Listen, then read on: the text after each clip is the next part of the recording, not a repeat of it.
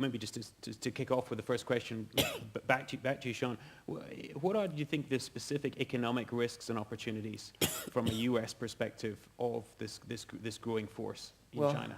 I think it's a mix of both. So I think we in California and the U.S. should have a healthy paranoia, but not be too paranoid about it, because there's two sides. As I said, many of our major companies are right now investing in production in China because it is seen to be an enormous market, and it will be an enormous market. Again, a lot of Chinese production, not just clean tech, but everything else, has been geared for export. Now they're probably going to start growing the domestic market now for a lot of reasons. And so it is a tremendous market opportunity for companies from elsewhere in the world. Even in areas outside of clean tech, we've got to think about urban design architecture. A lot of our leading architecture and planning firms are getting the biggest share of their revenue right now from selling their services in China and in Asia, more so than they are at home. So there's a lot of openness in that market, a lot of issues, but a lot of opportunities. And it comes the other way also. Again, a lot of the solar panels being installed in California roofs now are made in China, but we're seeing Suntech coming in, establishing their North American headquarters in San Francisco. They're about to open an assembly facility in Arizona. Right now, the last count I can think of, there were 9 Chinese solar companies that have opened their North American offices in California, all looking to establish themselves in the market. One of our electrical vehicle, they're like electrical scooters, manufacturers was just merged with a Chinese partner, Johnway, and they are now exhibiting, I think, the Beijing Auto Show, but the partnership with Johnway gives an entry for this electrical scooter market company into the China market in a way that never would have happened before. And we're seeing one of the very big China battery and probably soon EV companies having opened their North American offices in Los Angeles area, having purchased land, and they will probably manufacture there. So it's an opportunity as well as a challenge going in both directions. Great, thank you. And Jules, do you want to add in terms of what do you think, is there any differences that you think how Europe should be viewing the Chinese and basic opportunities and risks? I think Europe has an interesting opportunity and at the same time a huge challenge. We were the early leader in this space. We had the advantage of the regulatory environment. California was the one part of the United States that was in the same sort of ballpark in terms of regulatory framework. And so Vestas is a wonderful example, but there's many others. Early lead in these technologies and in the policy framework that supported these technologies in Europe. What I see happening right now is, on the one hand, of course, the enormous ramp up in China in terms of manufacturing capability. And for us to be able to keep up with that, we're going to have to make some big, bold moves. And I don't know whether politicians are ready to support those moves.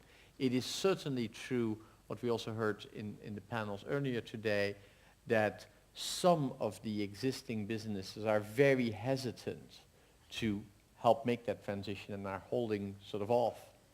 And that may make it very hard for Europe to compete in the manufacturing space. But how about in the R&D and the innovation space? More clean tech money going into, more venture capital money going into clean tech in the United States than into IT.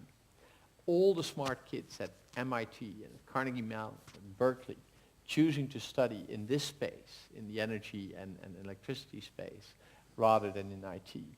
And what I see happening is that that enormous entrepreneurial engine that particularly California, of course, is, but also the Boston area, that is ramping up.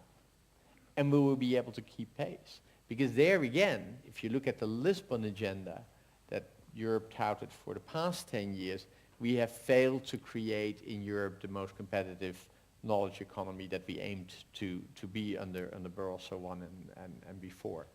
So I think the challenge for Europe is to figure out what our niche is, to leverage the advantage that we still have from having been ahead in the policy arena, and then really play that advantage. And that may not be the same for all of Europe. I mean, clearly for Denmark, wind has been a tremendous area of strength. For Germany, solar has been a tremendous area of strength. Country by country, we need to pick our battles. But I do worry that Europe too easily sits back and says, well, we've been leading in this debate and we will continue to lead. So huge challenge ahead of us. Great.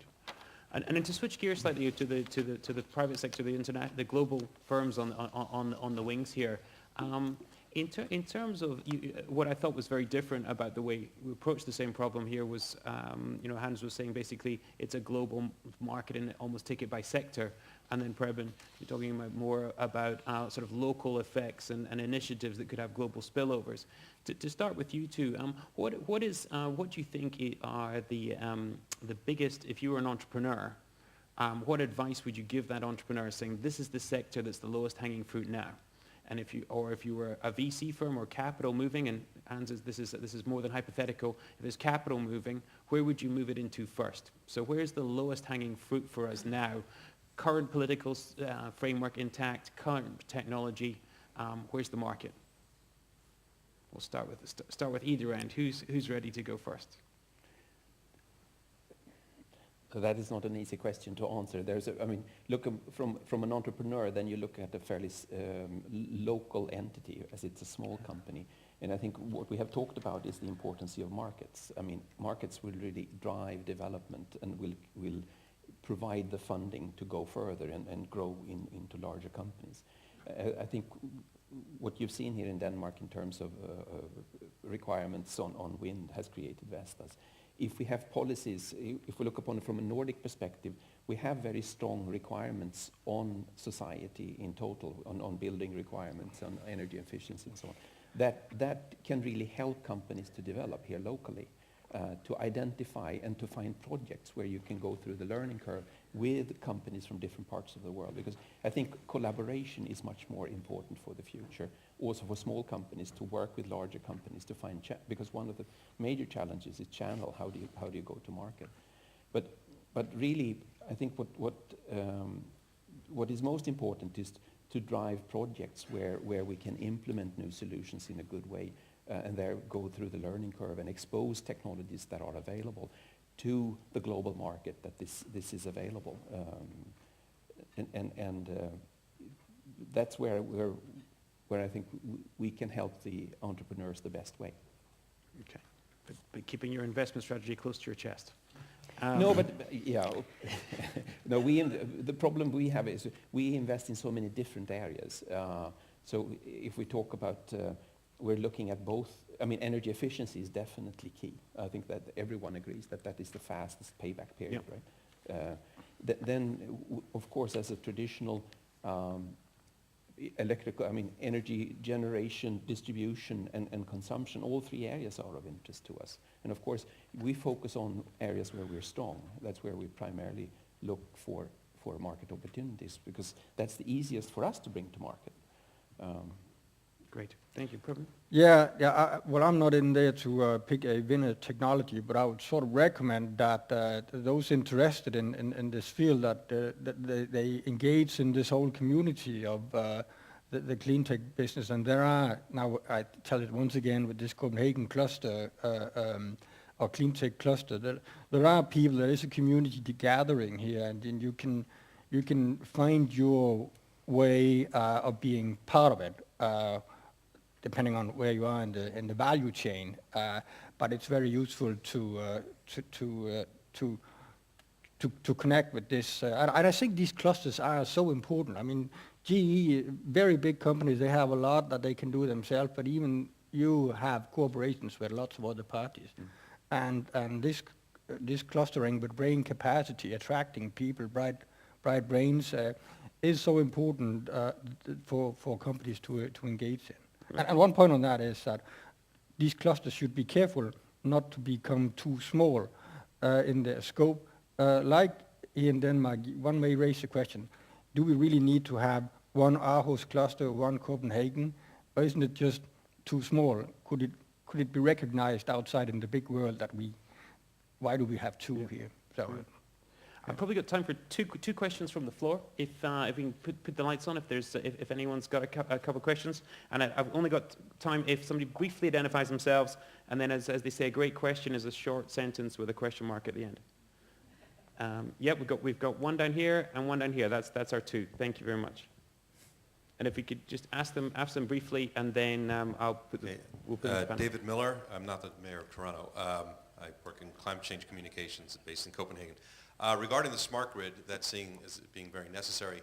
Can the smart grid be implemented without necessarily having to wait for the politicians to get the policy in order? In other words, can the market drive it rather than waiting for regulations? Great, and we'll take the second one. Thank you. My name's Dominic Barmforth. My company's called Susturb. My question is that we heard Anthony Giddens talking about other areas which aren't energy. I have a suggestion. One is product service systems. If you take a company like Philips, who start leasing their lighting instead of selling it, so you're moving production into consumption, a completely new way of consuming. Just like some comments from the panel regarding that industry. And if there's any new economic models on existing technologies, not just new technologies. Who would like to kick off? I'll respond to the last point, which is, again, putting China out there as something to measure against. That I think what China is doing mostly is mass production, where I think we in Europe and California still excel is R&D and innovation, and that's our edge. But I think going back to what Lord Gibbons was saying, we don't really understand really what the new economic model is. And are we going to be most competitive at manufacturing stuff, or is it going to be services? Is it going to be productivity and job creation through re-engineering our companies? So I think that's really the big question out there about what is our competitive space really going to be. And I'd like to build on that. One of the things that I see is that both in energy efficiency, particularly when you're talking about retrofitting programs for buildings, but also in renewables, figuring out the smart ways to mobilize the capital. Smart ways, that means such that the benefit comes there where it needs to come, such that the financing is in place, and such that it is replicable, so that you can cookie cutter it. And for example, in buildings retrofit, there's a huge challenge to get to these large-scale programs, particularly in Europe, because we don't have the integrated, regulated utility sector that you have in the United States. How do we replicate on a large scale the sort of mandatory efficiency programs that we've seen with the decoupling in California? And people who break through with creative business models in that area can build, I think, very interesting businesses. Great. Well, thanks very much, guys. Just to conclude, I think we're concluding on time. Please join me in thanking all the panelists, not only for their valued insights today, but their continued daily work on what we believe is the economic opportunity of our generation. Thank you very much. Thank you very much, Peter, for moderating. While you feel free to leave the stage, I just want to say that this is the conclusion of today's program.